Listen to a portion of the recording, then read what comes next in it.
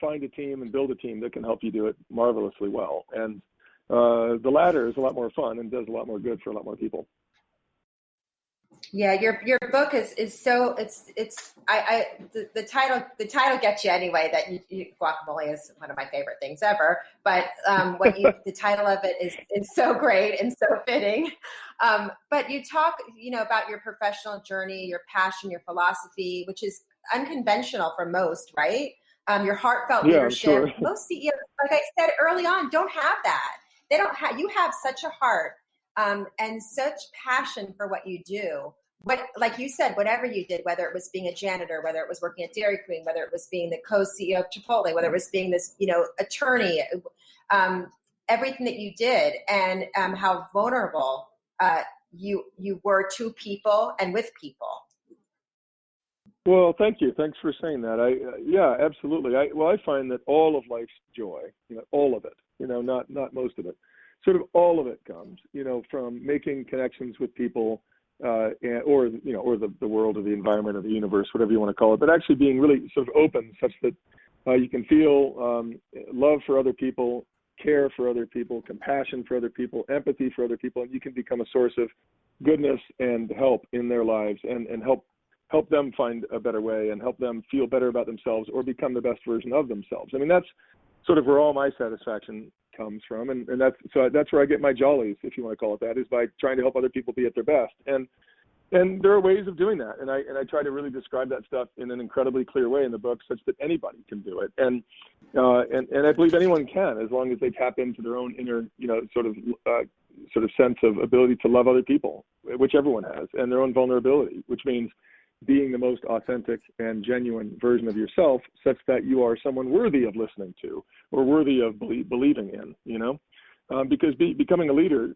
no one has to follow, leaders don't get to be leaders by saying, hey, I'm your leader. A leader doesn't become a leader except that people choose to follow that leader. And people won't choose to follow the leader unless the leader has something wonderful to offer and is someone worthy of offering that wonderful thing, And so that's what leaders have to cultivate, and that's what I describe in the book. Can more people be like you, please? That's really sweet. Thank you so much for saying that. I mean, I really read nice. it. I mean, can you just go out there to every CEO and every business person and have a chat with them? Or please read his book, Love is Free, Guac is Extra, and maybe they'll learn a little thing or two about it. It's true because leadership is not mechanical. Yeah, I mean, Wendy, if there's the best sales pitch, I think, for the book or this idea of sort of leading with love is that it's incredibly powerful. So even if all you want to do is make a lot of money and get a big house, well, this is the best way to do it. If all you want to do is make your company incredibly successful so you can, employ tens of thousands of people, well, this is the way to do it. It just happens to be that the giant company or the extraordinary amounts of money you might make will not be the most satisfying part in the end. Although, there's nothing wrong with making a good living. And so, right? yeah, I mean, so that's wonderful. It's a great manifestation of leading in a powerful way. But what's most important is you're going to make connections. I mean, I get these emails every day. I just got one last night that blew my mind on Facebook. Somebody sent me something. It was just, it literally brought tears to my eyes, what they said about how I affected their life. And so when I get those every day, I mean, it's incredibly meaningful to me. It's just this long thing. And they said, hey, I met you when I was 19 years old at the Chipotle in North Canton, Ohio, and blah, blah, blah. And I studied your work intentionally, blah, blah, blah. Fast forward to today where I'm reading your book. It took me till today to truly know the real you, and even more importantly, to understand how you invented the restaurateur program. I was always so curious how you magically created it and where your concepts came from. And anyway, they go on and just, I want to thank you for helping me to be the best version of myself. I have tears in my eyes typing this. I spent 9 years trying to understand your work, and I finally do. You're an incredible human being, and my prayer is that God continues to find incredible platforms for you to share his word. I mean, when I get something like that years after I met this person, I mean, my God, I mean, it literally is so humbling and feels so good and makes me feel like, gee, there's something going right here, Unbelievable. I have to say, reading your book, my passion is my podcast that I launched in the midst of losing my father, my 2 kids going off to school. I launched this podcast. I didn't even have time to promote it. And it's my passion. It's my love. And it's like talking to people like you where I learn things every day, or someone like Tony Danza, who just broke into, like called the studio and like did an interview with me unannounced and everything else, or little things that cool. just, it's not like I'm making $1 million doing this. I'm making nothing, but it's my passion. I love it. And so to me, it's worth That's everything. Awesome. But you, thank you. But seriously, like talking to someone like you, it's like, wow, so many people can learn from you, which is why your book is so great. And I hope everybody reads it and, takes away from it. It's more about not just being this mechanical person in your job, but it's about your intuition, your vulnerability, the style that you teach people from you is pretty remarkable, I think. What's the first thing someone should do? You're welcome. I truly mean that. Like, I was blown away by, I was, listening to a lot of the other interviews you did and reading about you. And I said, God, here's a guy who could be this pompous, person who, but then you go back into your history and it's like, no. He's just a normal guy who just did it right. Yeah, I guess so. I'm definitely, I've never had a thought in my life that I was sort of better than anyone. I've always had, in fact, when I see other people, I always find something that amazes me about them. Like in the first 1 minute, when I'm talking to someone, I find something about them like, oh my God, that I find way more impressive than me, And so I tend to find. See, that's what I mean about you. That's what I mean about you. I tend to find the best in other people. Yeah, I did. I got that about you. Okay, so his book, once again, I'm talking to Monty Moran, former co-CEO of Chipotle. We love Chipotle, by the way. Do you still eat it? Oh yeah. I mean, not as often, but I do still eat there now and again. Okay, your kids must think it's pretty cool, though, right? Oh yeah, totally. Actually, they eat there a lot. Yeah, so I see them bringing it home all the time. My boys, especially. They're kids with enormous appetites and high metabolisms, and so they're always looking for a lot of food. So they get that at Chipotle. My kids, the college age, they're all like, we're going to Chipotle. Okay, so your book, Love is Free, Guac is Extra. Best title in the whole planet. I love it. What's the first thing you should do in building a business? Well, I guess the first thing you should do in building a business is first of all, not set about trying to make money. I think people who go about trying to make money tend not to make money.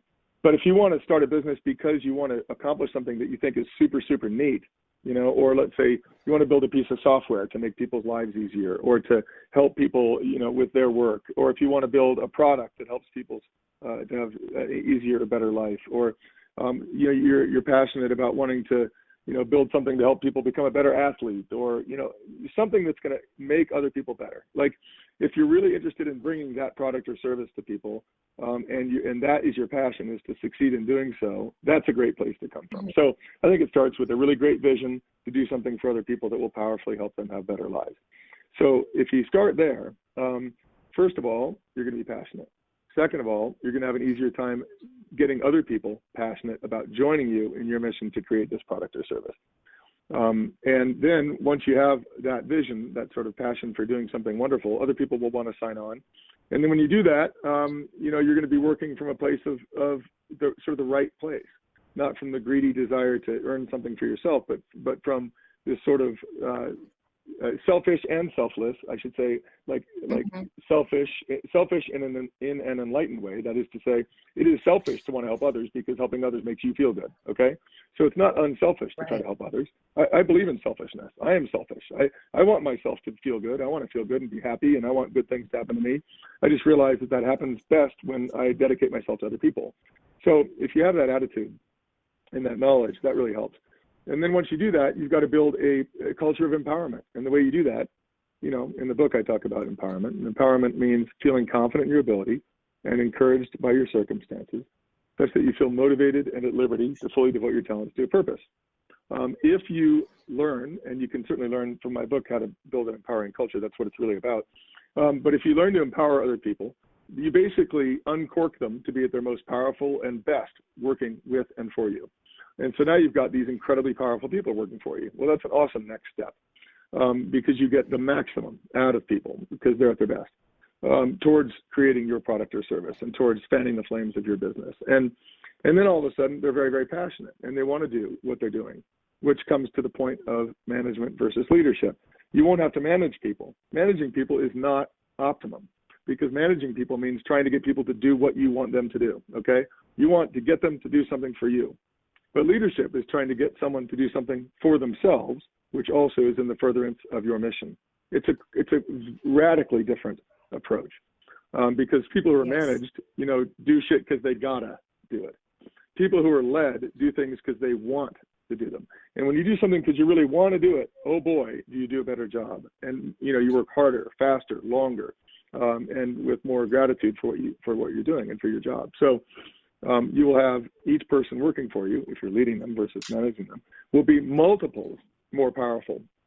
So you could have 3 people working for you doing the work of 10, and that's a big deal, because it helps you when you're getting started with a business to keep your G&A low. You keep your costs low, so that when you do ultimately sell your product or your service, you can be profitable very, very quickly. And so that's one thing that I really work hard to teach businesses that I'm involved with now as a board member or as a chairman of the board. This is something I really, really look at, is you've got to build an excellent culture. It is the most important thing that any business can do to be successful. And if you don't do it, you will be well short of your potential every single time. If you do it, you will be, first of all, rare, because good cultures are very, very rare in business. Most businesses have very poor cultures. Most businesses have, when I just walk into them, it's almost instantly identifiable that they've got a lousy culture, where people are not really caring about what they're doing. And therefore the business is lagging well behind where it should be in terms of success, both financially and in terms of the impact it'll have on the world. Wow. All good information, I have to say. So the secret is passion. Everything else will come with it as well, and to build an excellent culture. And this stuff, Wendy, isn't just cute. Isn't just fuzzy. It isn't just lovey and warm and cuddly. People who know me well, and there are a lot that do because of how many people I've talked to at Chipotle and outside of Chipotle, but people who know me well will tell you I am a hard-driving, tough dude who expects extraordinary results. I expect excellence. I expect people to do extraordinary work, and they do. And so I'm not someone who sits there and goes, "Oh shucks, I guess we did a bad job today. It's fine." No, I'm kind of a tough, hard-driving son of a bitch, actually. But I just don't happen to be. But I happen to want to make other people better, and when they get better, I know that that's going to cause our work to be excellent, and that's really, really exciting for me and for the team. So no one would say, if you talk to people about me, it's not all just cuddles, although I think I'm very, very nice to people because I care about them and I want what's best for them. So, and I don't find that it ever makes sense to yell and scream at people because it's not a good way to get them to do better. But I'm not a person who just stands idly by and tolerates poor work either, so and that becomes very clear, I think, if you read the book, because I talk about things like if you're thinking about firing someone, do it immediately, because if you're thinking about it, you probably should have done it a long time ago. I talk about things like work-life balance is a daft concept. I think it's idiotic to talk about work-life balance, and I describe that in the book. I talk about how committees don't get anything done. Committees are lousy. They're useless. They almost are always worse than just giving one person the empowerment to get something done and then letting them choose people to work with. Agree with that.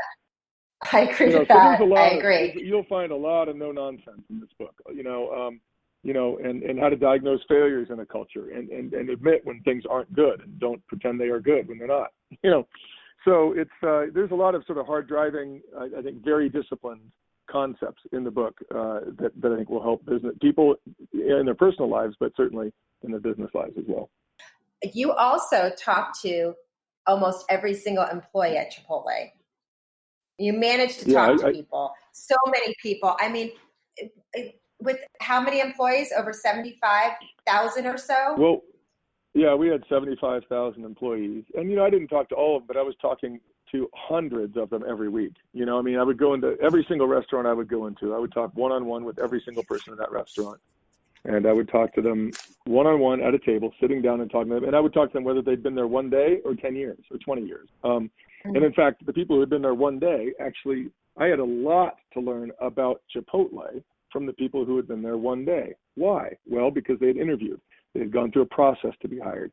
Once they showed up at the store, they were treated a certain way.